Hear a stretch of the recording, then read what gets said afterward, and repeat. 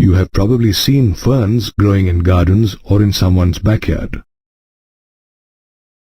Ferns are a type of pteridophyte. Pteridophytes are plants that flourish in a damp, cool and shady habitat, although some species also grow in sandy soil conditions. They occupy a special place in plant evolution as they were the first terrestrial plants to possess vascular tissues and true root, stem and leaves. The leaves of a pteridophyte are large as in ferns or small as in the case of Selaginella.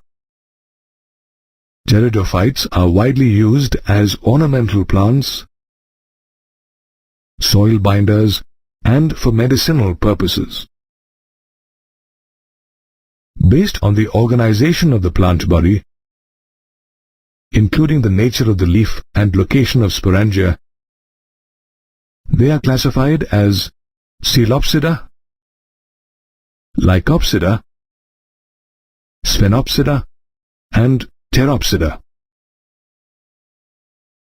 The life cycle of a pteridophyte begins when the plant body, a sporophyte, bears sporangia, which are subtended by leaf-like appendages called sporophylls. However, in some genera like Equisetum, sporophylls might form distinct and compact structures called strobili or cones. The sporangia produce spores in spore mother cells by meiosis, which germinate into gametophytes called prothallus, a small, multicellular, free-living and mainly photosynthetic gametophyte which grows only in cool, damp and shady places. The prothallus also bears the male and female sex organs, the antheridium and archegonium. The antheridium produces the male gametes called antherozoids, whereas the archegonium produces an egg. When released, antherozoids travel through water and eventually reach the mouth of the archegonium, where each one fuses with an egg to form a zygote. This zygote develops into a young embryo, which further develops into a multicellular and well-differentiated young sporophyte, and ultimately into a mature sporophyte. This completes the life cycle of a pteridophyte, which is divided into the gametophytic phase and the sporophytic phase, the most dominant phase.